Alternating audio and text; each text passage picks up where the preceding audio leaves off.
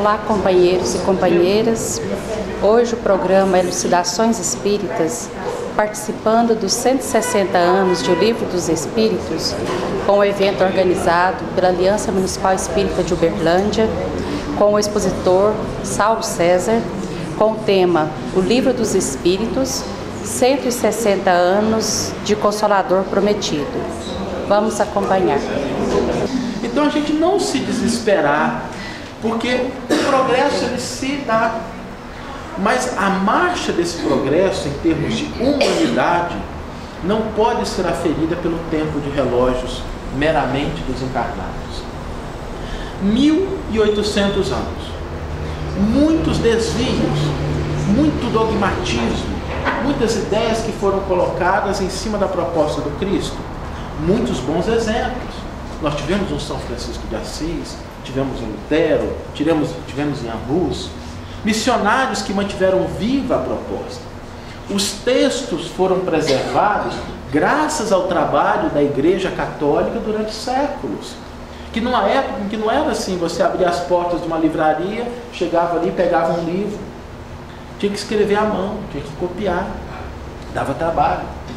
Essa ideia ela foi mantida de um lado e em muitos aspectos ela foi distorcida. E quando chega o século XIX, nós temos aí um outro grande momento importante da história humana, que nós não poderíamos deixar de mencionar sem falar da figura de Allan Kardec. Allan Kardec, que é um pseudônimo de Hippolyte Léon Denis Rivail, que era um homem que nasceu em 1804 e que desenvolveu a sua vida de uma maneira muito peculiar. Ele era alguém que nasceu dentro de uma família católica, depois ele se muda para Yverdun, na Suíça, vai estudar com Pestalozzi, e quando ele começa a estudar com Pestalozzi e começa a analisar o ambiente do protestantismo na Suíça, ele começa a fazer uma reflexão sobre essas duas propostas, do catolicismo e do protestantismo, que vigoravam na época como as duas propostas mais abrangentes. E como a conciliação entre essas duas era bastante difícil, Kardec se denomina livre pensador e não se vincula definitivamente a uma ou outra dessas propostas religiosas. Começa a se dedicar à ciência, ao estudo, à pesquisa. Era um homem que falava 5 idiomas. Escreveu vários livros sobre astronomia, sobre gramática, sobre matemática. Aqui nós temos uma breve relação das obras publicadas por Allan Kardec antes do Livro dos Espíritos. Algumas delas, por exemplo, ditados especiais sobre as dificuldades ortográficas da língua francesa, porque o francês é quase tão difícil quanto o português em termos de gramática, a gente ainda ganha um pouquinho. Allan Kardec publicou esse livro ele foi editado na França até a década de 60 do século passado, dada a contribuição efetiva. Escreveu sobre a renovação do ensino na França, várias propostas que ele fez enquanto ele estava exercendo essa função de livre pensador, de um homem de ciência, de um homem de pesquisa. E com um raciocínio muito lúcido, com um bom senso que o caracterizava, ele sempre se manteve alheio àquelas coisas que apareciam do nada, as modas que surgiam de tempos em tempos, principalmente na França. E efetivamente, na segunda metade, final da primeira metade, segunda metade do século XIX, começa a ocorrer na França uma fase muito específica de fenômenos que chamavam a atenção das pessoas que frequentavam os salões da Belle France. Eram fenômenos das mais variadas formas. Fenômenos em que as pessoas se reuniam em torno das mesas para fazer consultas. Fenômenos que a gente tinha desde os Estados Unidos com as irmãs Fox, que começavam a perceber a comunicação de um espírito através de batidas no interior da casa. Fenômenos trazidos por médiuns notáveis como Daniel Douglas Home, que era alguém tão notório à sua época que chegou a ser recebido por princesas, por príncipes, dado aquilo que ele produzia nos salões. Todos esses médiuns, e a gente podemos citar também Marta Berroa, Zappa Paladino, Andrew Jack Davis, Emmanuel Sonnenborg, um pouco antes, todos esses médiuns e muitos outros começaram a criar um verdadeiro alvoroço em relação a essa nova categoria de fenômenos que começou a surgir no final da primeira metade do século XIX. Mas curioso, nenhum desses grandes médiuns teve um papel importante na codificação. Nenhum deles. Foram estudados por cientistas, mas nenhum teve uma contribuição decisiva. Porque nós começamos a perceber que a doutrina dos espíritos não é uma doutrina dos homens, é uma doutrina dos espíritos. O próprio Allan Kardec, dado que já era uma pessoa conhecida em relação à quantidade de obras que mencionamos, ele apaga a sua personalidade e cria um pseudônimo relacionado a uma antiga reencarnação. A história é até interessante, porque uma vez Allan Kardec chega numa reunião mediúnica e médium incorporado por Zéfiro, o espírito familiar, faz uma saudação muito curiosa, né? Ele levanta a mão e diz assim: salve, salve 3 vezes. E Kardec ri daquilo, fala assim: salve, salve também, deve ter dado uma resposta assim: não, eu te conheço. O espírito falando para Kardec: você já esteve vivo na Gália, nós dois fazemos parte do mesmo agrupamento. Você era um druida, você adorava o deus Despater, era vegetariano na época. E começa a falar e diz que na época ele se chamava Allan Kardec. E aí Kardec toma esse pseudônimo para apagar a sua personalidade, para que a doutrina pudesse ganhar o espaço pelo que ela é. Uma lição que ainda merece reflexão nos nossos dias. Quando nós vemos muitas vezes as pessoas mais preocupadas com a promoção da auto-personalidade, da sua imagem, e não com a doutrina especificamente. No nosso trabalho de divulgador, a gente sempre se lembra de que, na melhor das hipóteses, a gente funciona como espelho. A luz brilha, a gente tenta refletir. Quando a gente valoriza muito a nossa personalidade, o espelho fica embaçado, fica cheio de poeira. A luz bate, mas não reflete direito. Allan Kardec conhecia essa lição e apaga a sua personalidade. Os grandes médiuns da época, que foram estudados por pessoas notórias, não conseguiram produzir nenhuma contribuição para o corpo da doutrina especificamente. Contribuíram para o lado da ciência. Mas a ciência também teve muitos homens que se debruçaram sobre esses fenômenos. Homens como, por exemplo, Charles Richer, que foi prêmio Nobel de Fisiologia, o antigo prêmio Nobel de Medicina. Escreveu um tratado de metapsíquica. Mas aqui, novamente, a personalidade prepondera.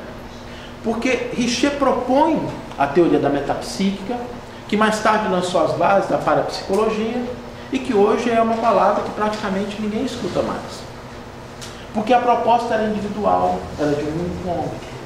Nós tivemos o William Crookes, que estudou e que trouxe a contribuição dos tubos de raios catódicos, que antigamente era muito útil naquela televisão de tubos, vocês se lembram? Aquela pesada. Aquilo é possível graças à contribuição científica desse homem. Alexander Aksakov, na Rússia, que foi muitas vezes chamado de Kardec russo, tal era a sua contribuição para o estudo dos fenômenos naquele ambiente da Rússia. César Lombroso, na Itália. Camille Flammarion, um grande astrônomo.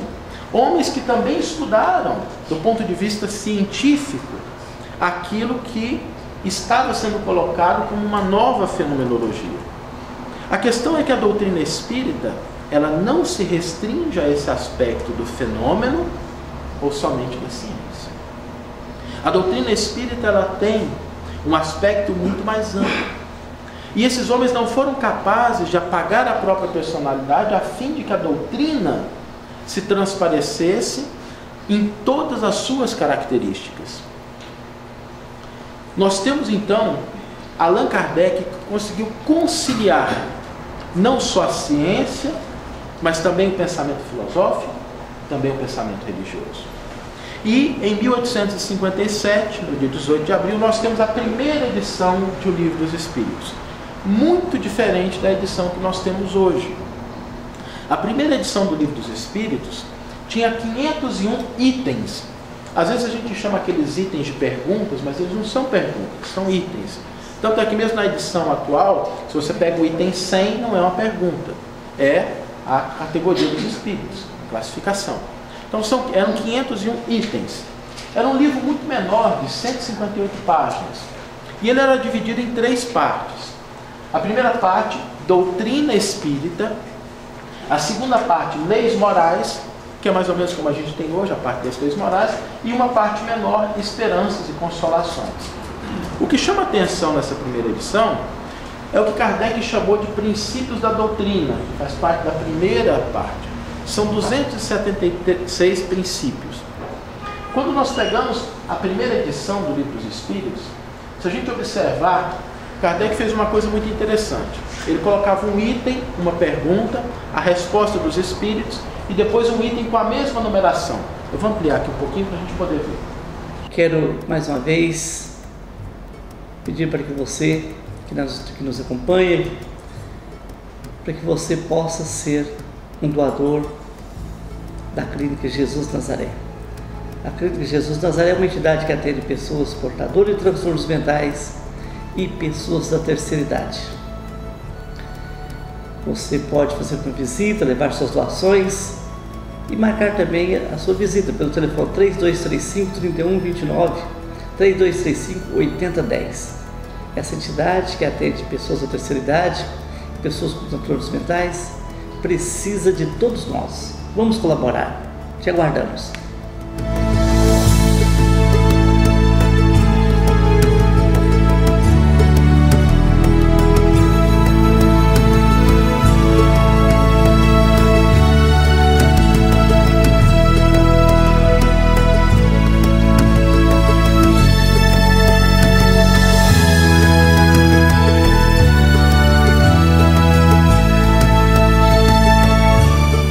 Para ver ali, 34, uma pergunta aqui.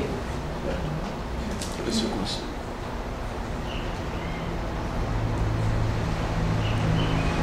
Uma pergunta, aqui a resposta, e aqui também o item 34.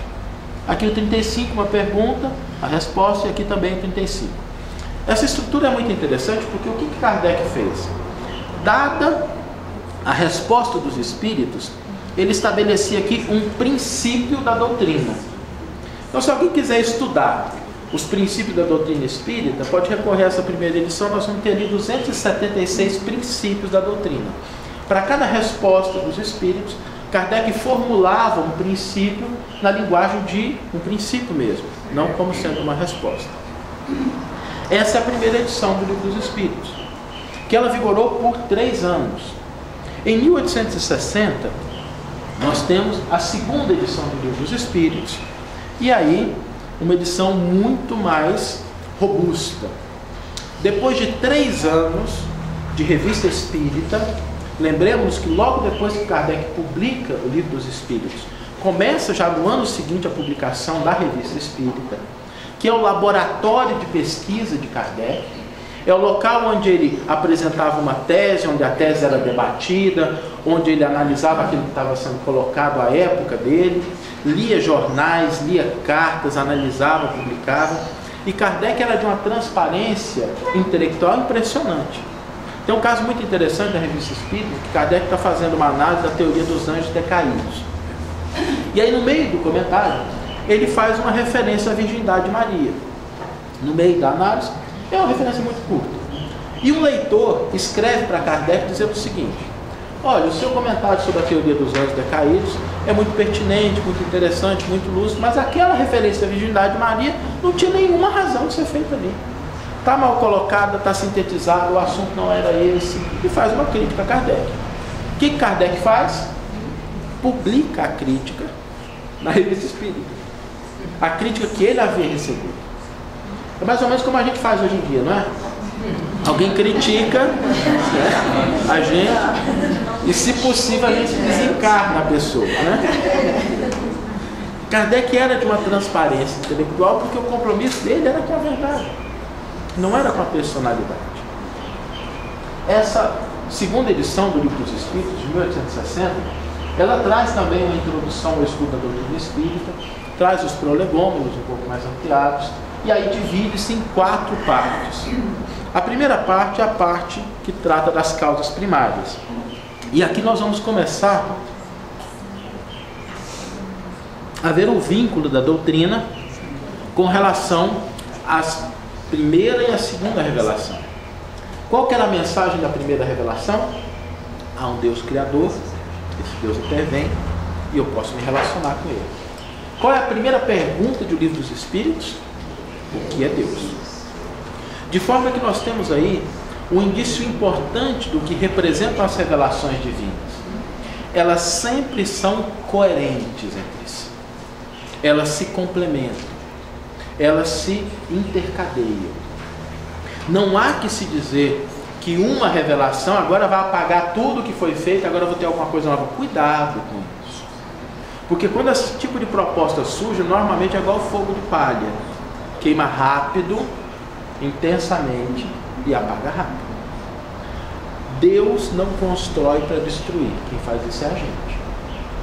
As revelações divinas são processos de esclarecimento do ser imortal nos seus vários estágios evolutivos. Kardec retoma as causas primárias, retomando o tema inicial do Antigo Testamento. Da mesma forma que o Novo Testamento faz a mesma coisa. Se a gente pegar o último livro do Novo Testamento, o livro do Apocalipse, como é que ele termina? E já o primeiro céu e a primeira terra haviam passados, e um novo céu e uma nova terra se viam diante de mim. Qual é esse primeiro céu e a primeira terra? Aquele lá dos versículos iniciais da Gênesis, quando diz assim, e Deus criou os céus e a terra. Há uma coerência entre as revelações que precisa ser resgatada para que nós não cometamos o equívoco de tomar como novas coisas que não são. E pior ainda, tomar como equivocados conceitos que necessitam de uma base. A doutrina espírita, ela chega no momento da maturidade do ser humano. Porque se na infância nós tivemos aqueles exemplos concretos, e com a vinda de Jesus, a gente já se tornou responsável pelos nossos atos, porque a gente viu que era possível, com a doutrina espírita nós vamos começar a entender como as coisas se processam. Aquilo que Jesus coloca como sendo o início da compreensão de uma vida espiritual é desfraudado de maneira clara pela doutrina espírita. Já não há dúvida em relação à realidade da vida espiritual. Já não há dúvida em relação àquilo que nós somos. Mas muitas vezes nós tomamos a doutrina espírita como se fosse possível que ela fosse apreendida sem a base. É como a gente tentar ensinar matemática avançada a uma criança que não entendeu nem a aritmética básica.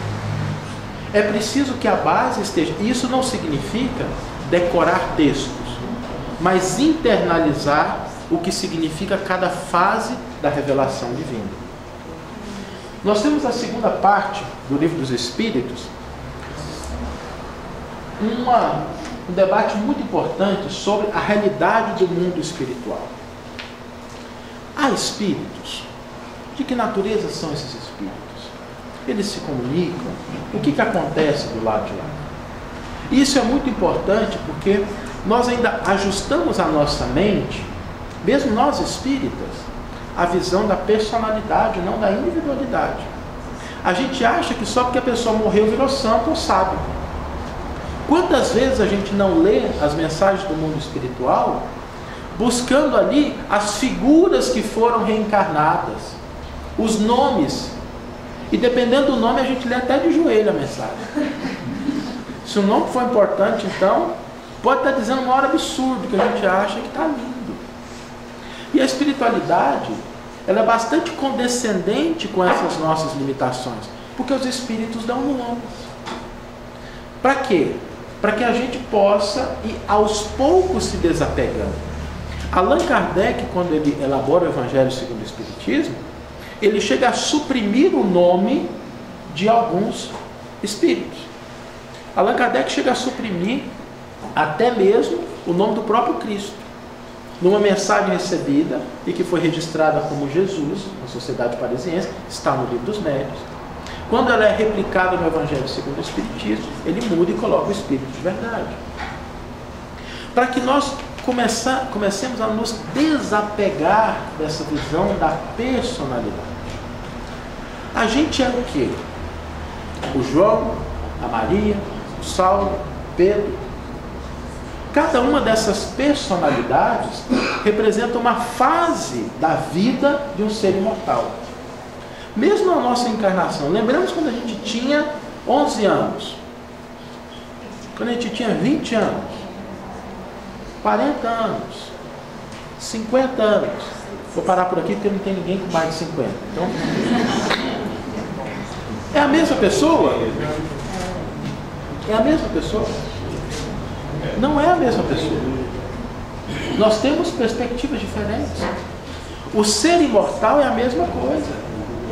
E a gente ainda fica apegado às personalidades, aos nomes, quando a doutrina nos mostra que nós somos espíritos, que a nossa personalidade é uma manifestação desse ser espiritual. E quando a gente desencarnar, não tem um software esperando para fazer o download lá em cima, que a pessoa vai conhecer tudo. Não é igual Matrix, que a pessoa senta na cadeira e faz o download de tudo. Não é assim que acontece. Ciumentos encarnados, muito mais ciumento desencarnado, porque tem coisas que os encarnados não veem, né? E que os desencarnados enxergam. Se a pessoa é ignorante encarnada, continua ignorante desencarnado. Se a pessoa é limitada enquanto encarnado, continuará limitado enquanto desencarnado. O progresso vai se sucedendo através das reencarnações. Por isso Allan Kardec, quando trata dessa segunda parte do mundo espírita, vai nos alertar em relação a esse intercâmbio com uma sociedade espírita, uma sociedade espiritual. Não é um Olimpo de deuses que sabem tudo.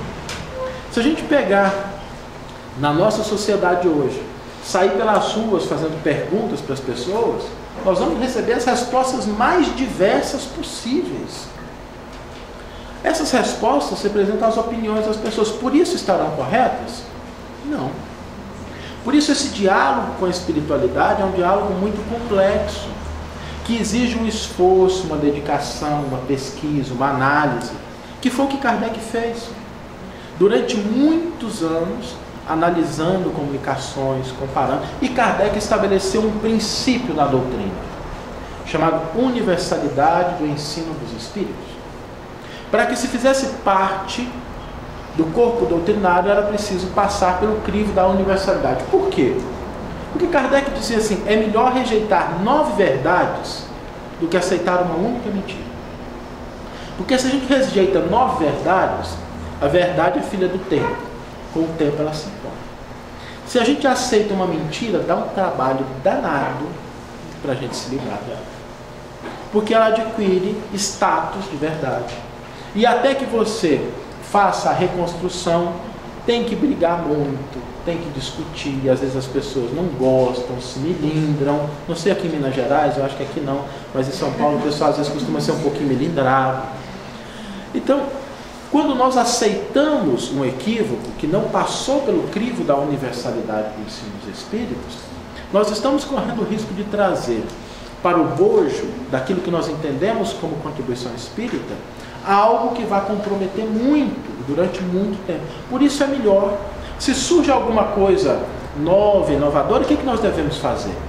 Também não devemos cair no dogmatismo, dizer assim, não, se eu conheço uma pessoa, não vou mencionar o nome, que ela ficou tão frustrada que ela disse assim, a partir de agora eu só leio Kardec. Eu não leio mais nada, eu só leio Kardec. E aí eu me recordo que Kardec, ele recomendou uma biblioteca de estudos espíritas. Uma série de livros que eu acho que poucos de nós tiveram a oportunidade de lê-los. Nem Kardec lia só Kardec. A pessoa quer ser mais kardecista do que o Kardec. Então não é você cair nesse dogmatismo, mas é tomar uma opinião como uma opinião legítima de um companheiro que merece o nosso respeito, só uma opinião, colocá-la na prateleira do tempo e aguardar. Se aquilo for uma verdade, vai ser confirmado pela universalidade do ensino dos espíritos. Se aquilo não for uma verdade, o tempo se incumbirá de apagar isso com muita tranquilidade. O cuidado que Kardec nos recomenda, a partir do estudo dessa segunda parte do Livro dos Espíritos, é que nós, quando estamos interagindo com o plano espiritual, devemos entender que o mundo espiritual é um mundo que reflete, de certa forma, aquilo que nós somos.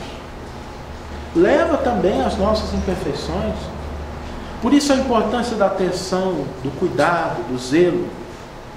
Allan Kardec também traz a parte terceira das leis morais, que essa é muito parecida com o que estava presente já na primeira edição.